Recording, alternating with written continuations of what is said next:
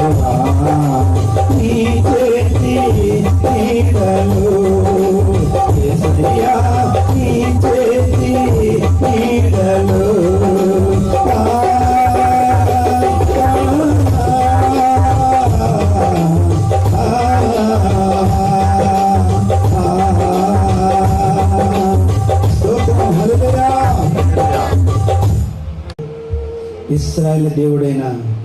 ఇశ్రాయేలు దేవుడైన యెహోవా రెక్కల క్రింద సురక్షితంగా ఉండటానికి నీవు వచ్చావమ్మా. ఏం భయపడాల్సిన పని లేదు.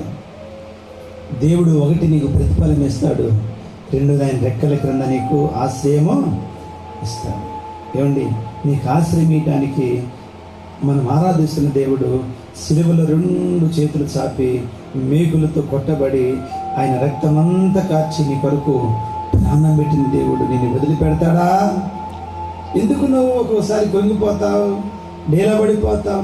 నన్ను ఎవరు పట్టించుకోవట్లేదు, నాకెవరు ఆధారం లేరు, నన్ను ఎవరు దరిచేర్చుకోరు, నాకు ఎవరు సహాయం చేసేవాళ్ళు లేరు, ఇదిగో రమ్మనే వాళ్ళు లేరు, పొమ్మనే లేరు. ఎందుకు భయపడతావు?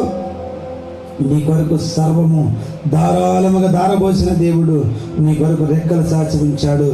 ఆ రెక్కల క్రిందకి నువ్వు వస్తే ఎప్పుడు నీకు సురక్షితమైన భద్రత ఉంటుంది. హల్లెలూయా! భద్రపరుస్తాడు దేవుని బిడ్డ. కుంగిపోవాల్సిన పని లేదు, భయపడాల్సిన పని లేదు. సహోదరుడా, దేవుడు చేసే కార్యాలు, అద్భుతాలు, ఆశ్చర్యాలు. అందరు నన్ను వదిలిపెట్టారు, పట్టుమని ఒక మాట పలకరించే వాళ్ళు లేరని చెప్పి ఒకవేళ బాధపడుతున్నావేమో, ఏ స్థితిలోనూ కృంగిపోయి ఉన్నావేమో, ఏ పరిస్థితుల్లోనూ దుఃఖముతో వేదనతో తలడిల్లిపోతున్నావేమో, ఈ రాత్రి ప్రభు నీతో మాట్లాడుతున్నాడు. ఆయన రెక్కల క్రిందకు వస్తే నేను సురక్షితంగా భద్రపరిచే దేవుడు నేను ప్రకటిస్తున్న నా దేవుడు. స్తోత్రం కలుగునుగాక. ఒకటి నువ్వు చేసిన దానికి ఏమి ఇస్తారు చెప్పండి?